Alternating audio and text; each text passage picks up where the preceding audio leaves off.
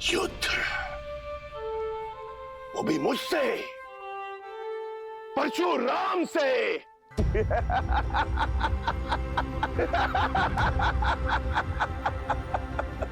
जिसने कार्तिवीर्य अर्जुन की 998 भुजाएं काटकर उसके सर को धड़ से अलग कर दिया, उस परशुराम से,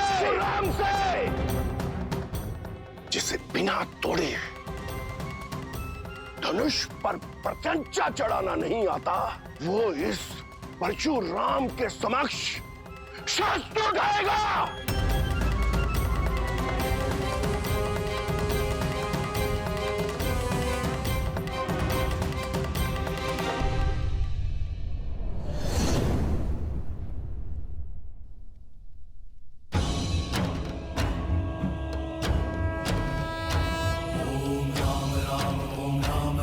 परशुहस्ताय नमः।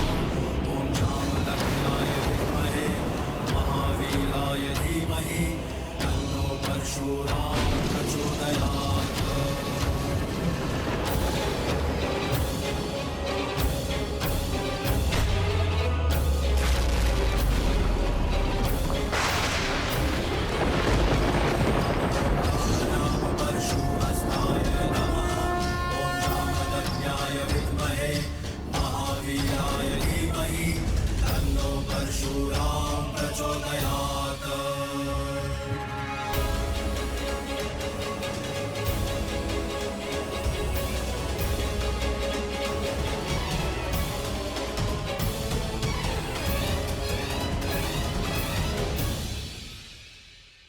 पिनाक को तोड़ने का मद रखने वाले बालक, ये श्री हरि नारायण का धनुष सारंग है।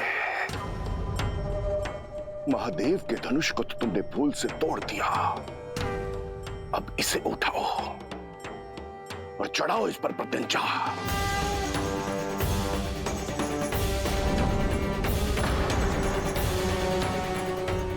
अभिमानी बालक, दिखाओ अपने बल को, कितना बल है तुम में। अरे प्रत्यंचा चढ़ाना तो दूर, तुम इसके भार को सह भी नहीं पाओगे।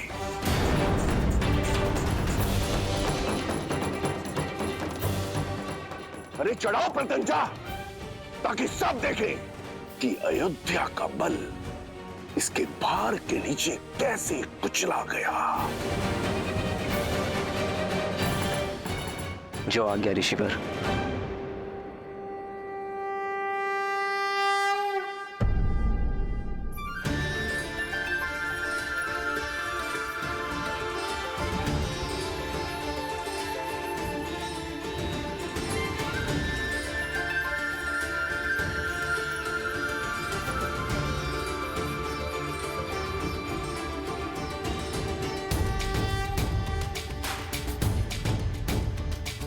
श्री राम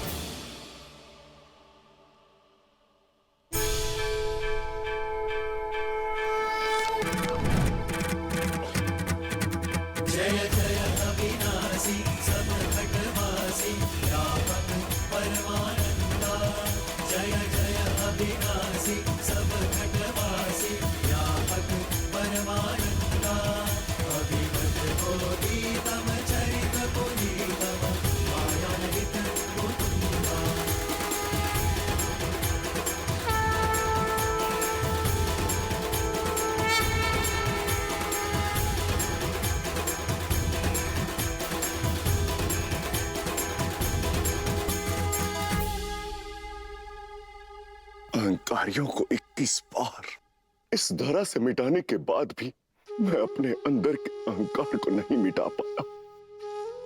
मैं आपको पहचान नहीं पाया राम।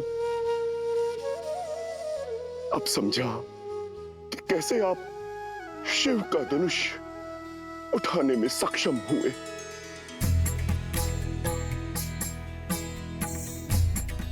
श्री रामचंद्र की जय। श्री रामचंद्र की जय।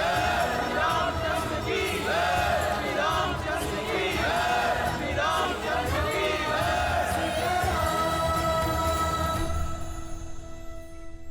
जय। ये जय जयकार नए युग का शंखनाद है। त्रेता युग में उगे नए सूर्य का। अनजाने में ही सही, परंतु सत्य कहा मैंने कि अब इस भूलोक में दो राम नहीं रह सकते। अब उस राम की आवश्यकता है जो हर रूप में संपूर्ण है। उस परशुराम की नहीं जो आवेश और क्रोध के कारण अपूर्ण है। भगवान परशुराम,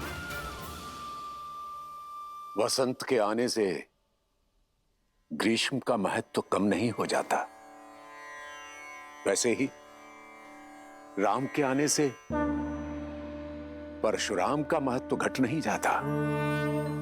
इस संसार को आज भी आपकी आवश्यकता है। चिरंजीवी बनके एक महागुरु के रूप में आपको युगों युगों तक रहना है। महान योद्धाओं को युद्ध की कला और योग का ज्ञान देना है। जो कुछ आपने महादेव से ग्रहण किया है उसे जनमानस को देना है, मानवता को देना है।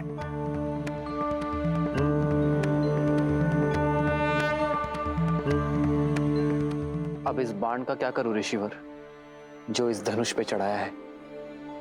मैं जानता हूं राम कि धनुष पर चढ़ाया बाण लौटाया नहीं जा सकता। अब इसे लक्ष्य देने की आवश्यकता है। तो बताइए ऋषिवर, क्या लक्ष्य भेदूं इस बाण से? आप तो चिरंजीवी हैं, तो ये बाण या तो आपके तप की शक्ति को काटेगा या मन से विचरण करने की शक्ति को। पूरे आर्यावर्त और दक्षिणात्य में महारथियों को ज्ञान देने और हिमालय से दूर दक्षिण तक अनेक आश्रम स्थापित करने में मन की गति का सहयोग होगा। इसलिए इस पर कृपा कीजिए और उस तपोबल पर प्रहार कीजिए जिसके कारण मुझ में अहंकार आ गया था।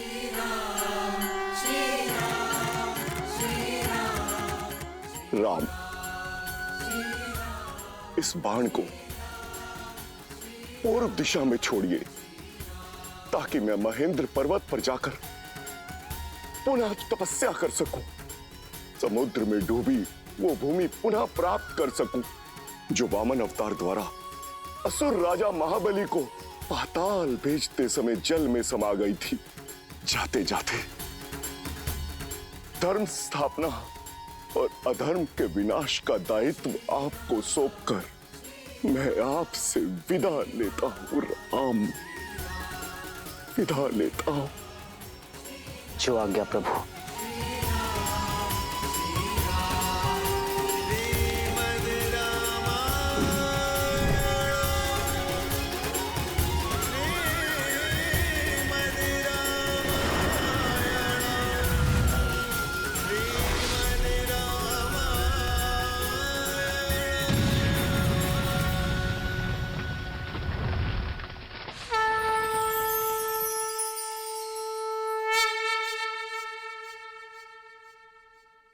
मिथिलेश जनक, महादेव का धनुष भी साध लिया गया और भगवान परशुराम का आशीष भी मिल गया। बस अब किस बात का विलंब? पूरे विधि विधान से विवाह की तैयारियां कीजिए।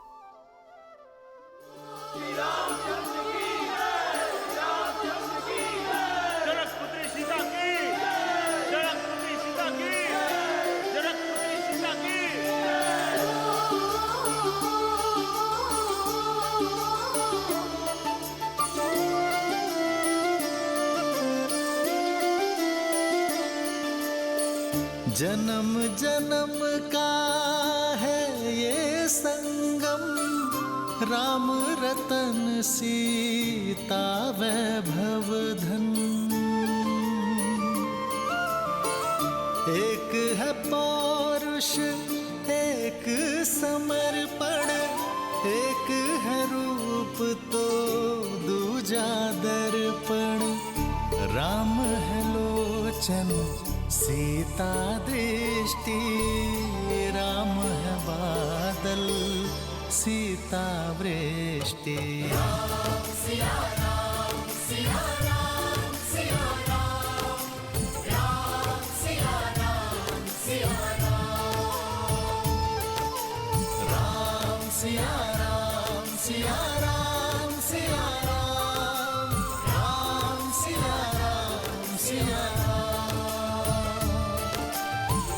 सीता को रखते हृदय रघुराई, पूर्ण राम को करने आई। सीता करती उनकी पूजा, राम से आसा प्रेम न दूजा।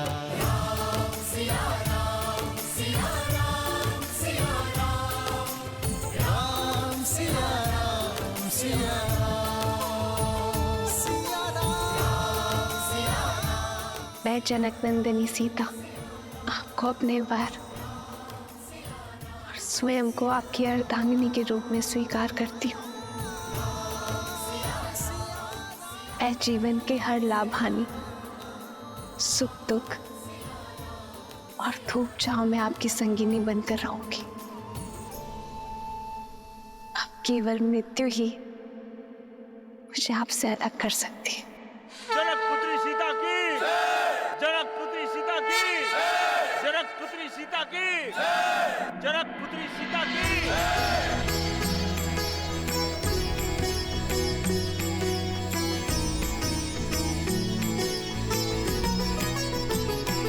हो सोहती सिए राम के जोरी, छवि सिंगारू मनहूं एक ठोरी।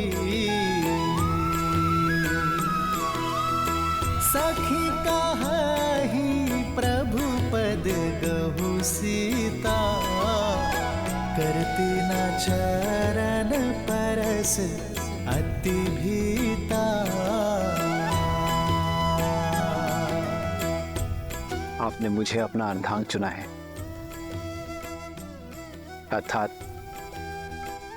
हम दोनों एक दूसरे को पूर्ण करेंगे।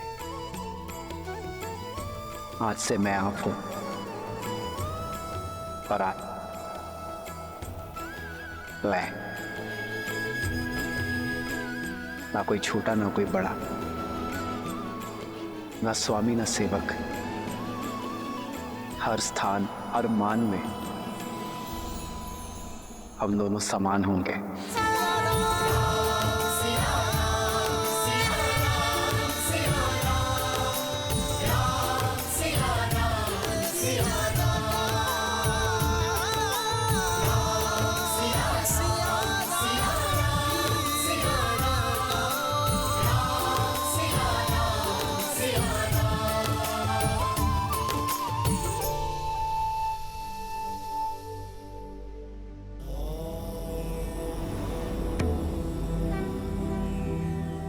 देवी के मुख को देखकर प्रतीत होता है कि मन में कोई शंका है।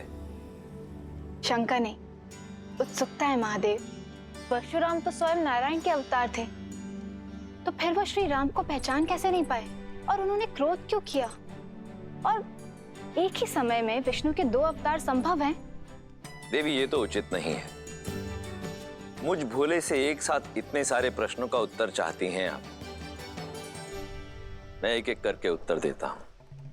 सत्य तो यह है कि भगवान परशुराम ने श्री राम को देखते ही पहचान लिया कि वो नारायण का पूर्ण अवतार है, परंतु आवश्यक ये था कि ये संसार भी जान ले कि वो कोई साधारण राजकुमार नहीं, अपितु स्वयं नारायण है। यही कारण है कि भगवान परशुराम ने श्री राम के समक्ष विष्णु के धनुष सारंग पर प्रत्यंचा चढ़ाने की चुनौती रखी। ऐसा उन्होंने इसलिए किया ताकि ये संसार श्री राम के बल और उनकी श्रेष्ठता को स्वीकार कर सके। रही बात दो भिन्न अवतारों की, तो यदि लक्ष्य भिन्न हो तो नारायण अवश्य ही दो अवतार भी ले सकते हैं। जहां एक और भगवान परशुराम ने सतयुग में धर्म और न्याय की स्थापना हेतु अवतार लिया, वहीं त्रेता युग में प्रभु श्री राम ने मर्यादा की स्थापना हेतु अवतार लिया। जय श्री राम। जय श्री राम। अब कथा में आगे बढ़िए ना महादेव, मुझे श्री राम और सीता का विवाह देखना है। देवी, इतनी आतुरता अच्छी नहीं। आप अपनी अधीरता के रथ को तनिक थामिए। हम सीता और राम के विवाह की बात कर रहे हैं। कितने प्रबंध करने होते हैं, कितने काम होते हैं, उसमें अभी समय लगेगा। परंतु तब तक मैं अपनी प्रिय का मन बहलाने के लिए आपको इसी कथा के एक अन्य पात्र की कथा सुनाता हूं। कौन है वो? मेरा परम भक्त लंकापति रावण,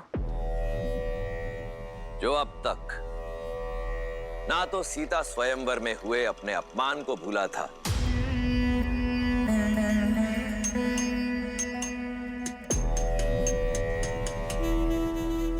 और ना ही भूला था देवी सीता के अप्रतिम सौंदर्य को।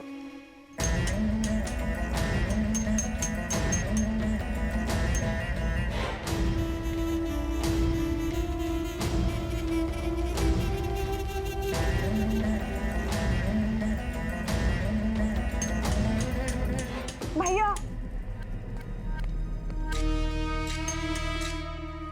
भैया वो विद्युत जीवा।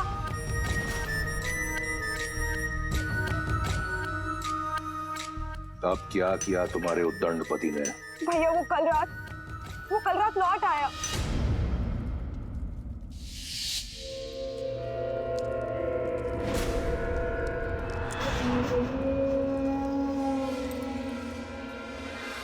तुम यहाँ क्या कर रहे हो विद्युत जीवा? क्या एक पति को अपनी पत्नी, एक पिता को अपने पुत्र के पास होने का कोई अधिकार नहीं है? जैसे आए हो वैसे ही लौट जाओ विद्युत जीवा, अन्यथा भैया तुम्हारे प्राण ले लेंगे, क्योंकि वो अपना अपमान कभी भी नहीं भूलते। अपमान तो मेरा किया है तुम्हारे भाई ने। क्या अधिक चाहा था मैंने? एक छोटा सा राज्य ना। राज भिक्षा में नहीं मांगे जाते विद्युत जीवा, बल्कि बल और साहस से अर्जित किए जाते हैं, जो तुम में बिल्कुल भी नहीं था। आज की बात करो सुपर्णखा।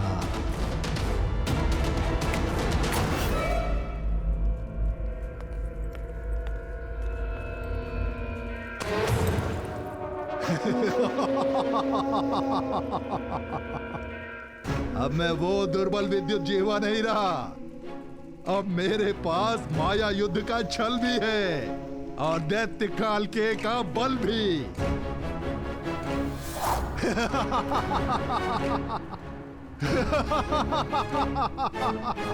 ये कालकेय?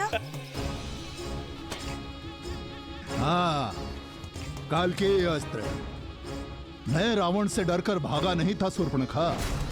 मैं तो सज्ज हो रहा था उसका सामना करने के लिए। धरा से नीचे गहराई में पाताल और रसातल के मध्य एक नगर है, आसमानगढ़। मायावी नगर है वो, जो रक्षित है नीवट कवच दानवों द्वारा, जो माया युद्ध में प्रबल हैं। और अकेला नहीं हूं मैं।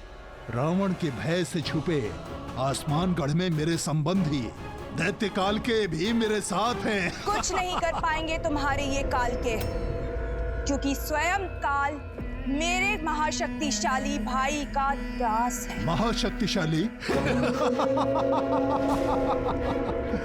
अरे तो कहां है सीता? कहां है शिव धनुष? हाँ, उसकी शक्ति का प्रदर्शन पूरे संसार ने मिथिला में देखा था। अब समय मेरा है, लंका अब मेरी होगी, रावण का अंत होगा। मूर्ख हो तुम, देव, असुर, यक्ष, गंधर्व, कोई भी मेरे भाई को मार नहीं सकता। मार नहीं सकता तो बंदी बना लूंगा, पर रक्तपात से क्या लाभ है? अरे जाओ जाओ, जाकर समझाओ अपने भाई को, सिंहासन त्याग कर मुझे सौंप दे, अन्यथा मेरे पास दूसरे मार्ग भी हैं। भैया, मैं आपका अहित होते हुए नहीं देख सकती, मैं आपका घात होते हुए नहीं देख सकती, इसलिए आपको सावधान करने चली आई। क्षमा कर दीजिए विद्युत जीवा को, मूर्ख है वो, पर मेरा पति है। भैया, आपका ये मौन मुझे भयभीत कर रहा है भैया। अरे बड़बोला है वो। बड़बोला? पहली बार सही बोला। सत्य है, मैं लंका के सिंहासन योग्य नहीं। बुलाओ उसे, कहो कि रावण सिंहासन त्याग कर वनवास जाना चाहता है।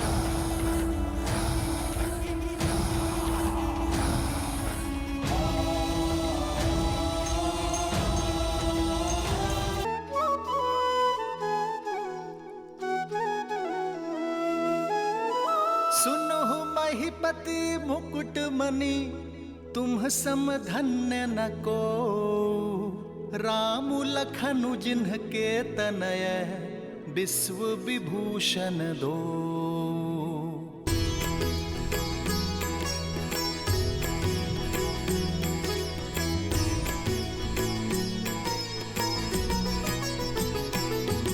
हो पूछन जो गुण तनय तुम्हारे, पुरुष सिंधति हूँ पुर उजियारे।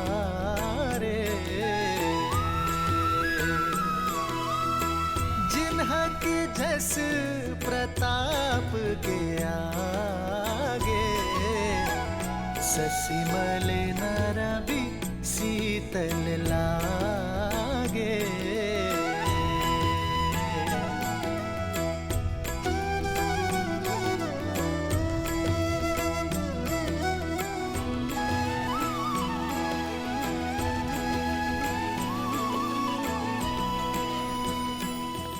अयोध्या राज की जय हो।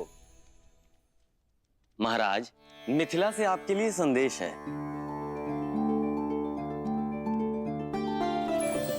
अयोध्यापति दशरथ को मिथिला नरेश जनक का प्रणाम। आपको पूर्व में मेरी पुत्री के स्वयंवर के विषय में सूचित किया गया था, पर आपने आने में असमर्थता दिखाई, क्योंकि आपके पुत्र ब्रह्म ऋषि विश्वामित्र के साथ थे। महादेव की कृपा और मां गौरी के आशीर्वाद से ब्रह्म ऋषि विश्वामित्र आपके पुत्र राम और लक्ष्मण को स्वतः स्वयंवर में ले आए, और जब संसार का कोई शूरवीर शिव धनुष की प्रत्यंचा न चढ़ा पाया, तो ब्रह्म ऋषि के आदेश से आपके सुपुत्र श्री राम ने चुनौती पूरी कर दिखाई।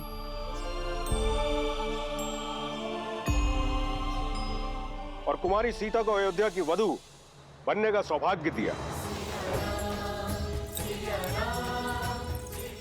ये पत्र मैं अयोध्या के राजा को नहीं, अपने संबंधी को लिख रहा हूं। अपने ज्येष्ठ पुत्र के विवाह को अपना शुभ आशीष और अनुमति दे।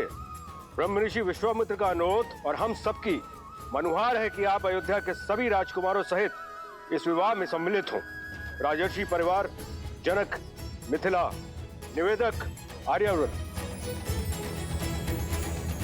दशरथ नंदन की, दशरथ नंदन की, दशरथ नंदन की। मेरे राम ने गर्व से मुझे शिखर पर बिठा दिया है। क्या कही सुमित्रा, कौशल्या, सुना तुमने?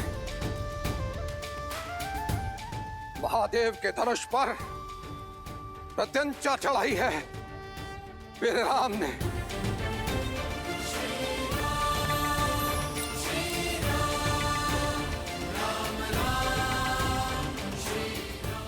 हमारे राम ने ये कार्य यदि कोई कर सकता था तो केवल हमारा राम। कदाचित मैं उसका ये शौर्य देख पाती, भरी सभा में उसे गले लगाकर उसे बधाई दे पाती। दीदी हमारा राम। सुमित्रा,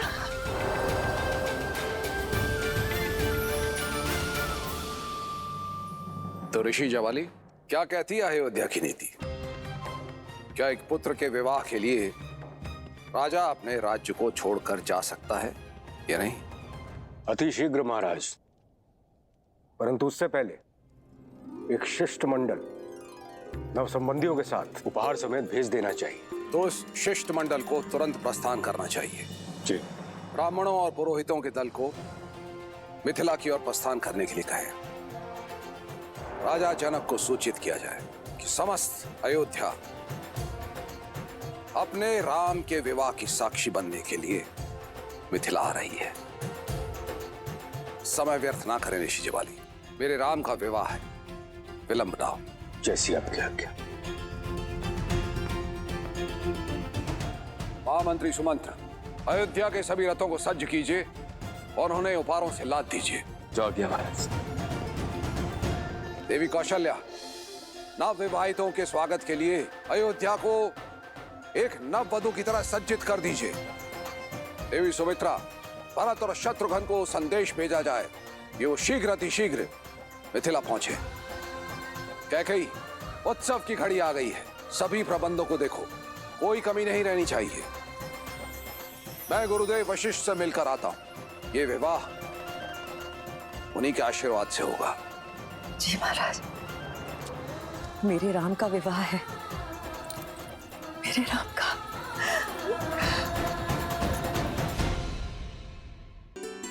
मेरे राम का विवाह होने जा रहा है। मेरे जीवन की सबसे शुभ सूचना है। मंत्रा, मेरी चूड़ामणि कहाँ है?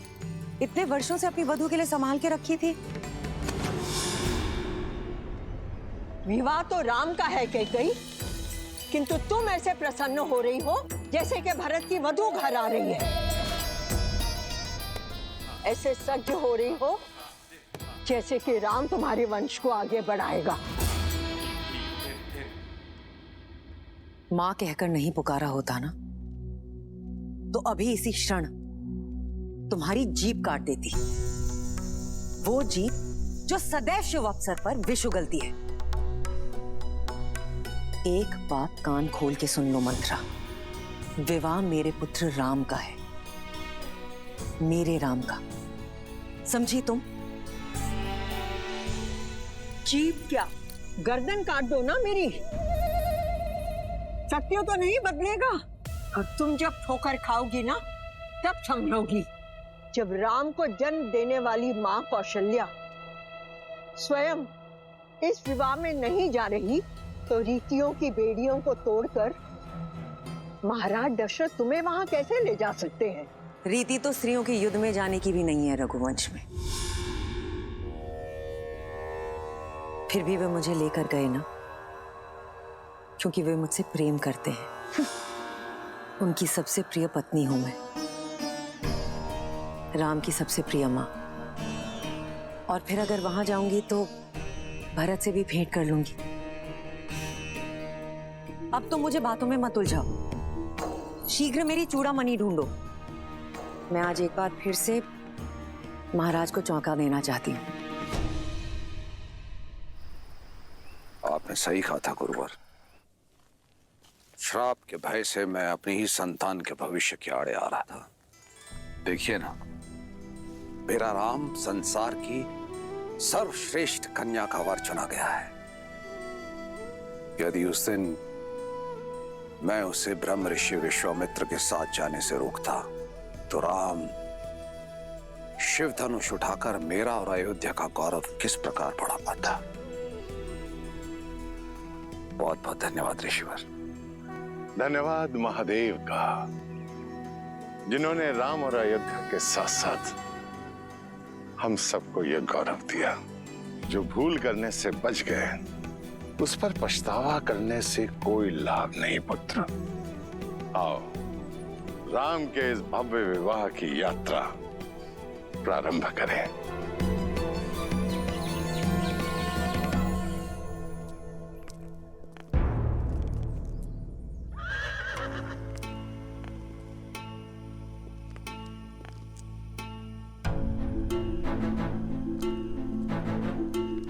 महाराज, इतना विलंब क्यों कर रहे हैं? शीघ्र चलिए, जनक वहां हमारी प्रतीक्षा में है।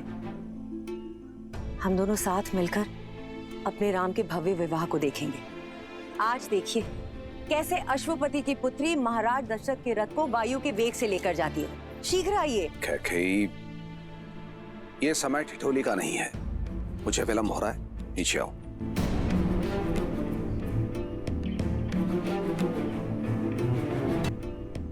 अच्छा, तो अब महाराज रीति नीति की दुहाई देकर मुझे रोकने का प्रयास करेंगे। कोई भी रीति या नीति मुझे अपने राम के विवाह में जाने से नहीं रोक सकती महाराज। कौशल्या और सुमित्रा भी राम की मां है, किंतु वो भी तो नहीं जा रही। और फिर परिस्थितियां भी अनुकूल नहीं है। राम के द्वारा धनुष को भंग करने के कारण बहुत से राजाओं के स्वप्न भंग हुए हैं और ईर्ष्या में वो मिथिला और अयोध्या के शत्रु बन बैठे हैं। इसी कारणवश यदि मार्ग में कोई अनहोनी हो गई तो तब तो मेरा जाना और आवश्यक है महाराज, आपकी रक्षा करने के लिए। कैकेयी, मैं अपनी नहीं अयोध्या की बात कर रहा हूं। ना ही तो कोई मेरा पुत्र है और ना ही कोई मंत्री, हो तो केवल तुम। सुमित्रा और कौशल्या परिवार को संभाल सकती हैं, किंतु सुरक्षा की दृष्टि से सबसे श्रेष्ठ तो तुम ही हो गई। किंतु मेरे राम का विवाह है महाराज, ये अवसर मुझसे मत छीनिए। मैं अपने राम को फेरे लेते हुए देखना चाहती हूँ। कैकेयी, धर्म पत्नी हो, धर्म संकट में मत डालो।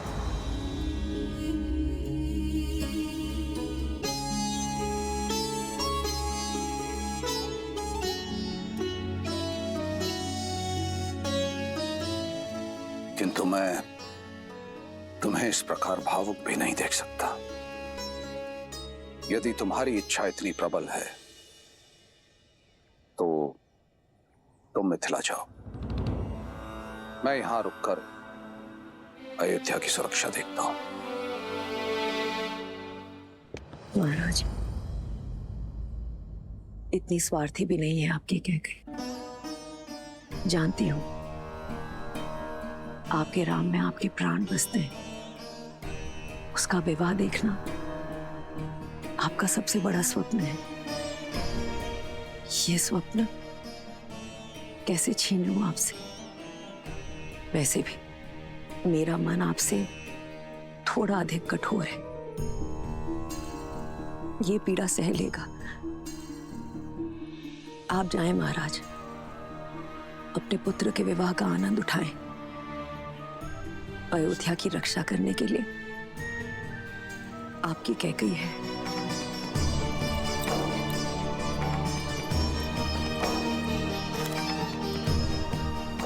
और महाराज, मुझे तो वैसे भी यहां रहकर राम और वधू सीता के स्वागत के प्रबंध करने हैं।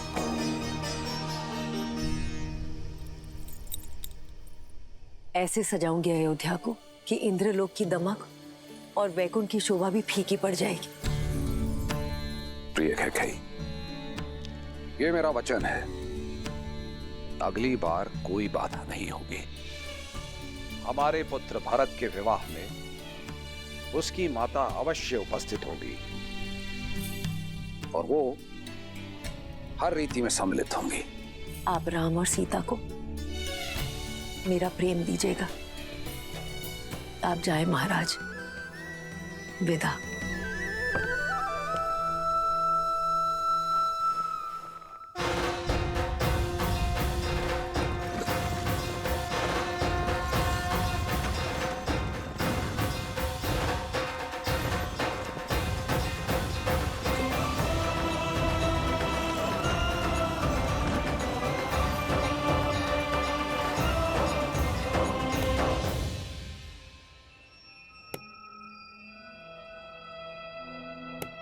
लग गई ठोकर?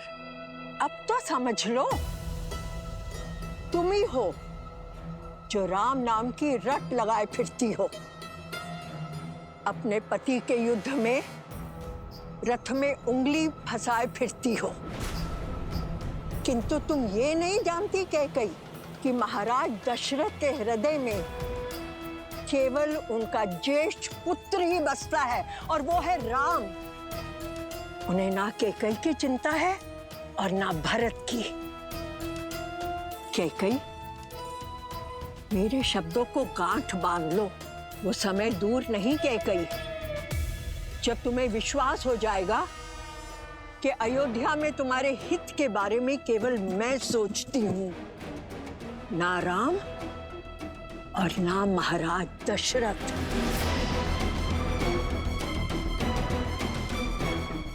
तुम्हें मौन रहने का आदेश दिया था ना, तो मौन रहो। सभी कार्यकारियों को सभा में आने का आदेश दिया जाए। स्वागत के प्रबंध निश्चित करने हैं। अयोध्या का भविष्य मेरा राम लौट कर आ रहा है।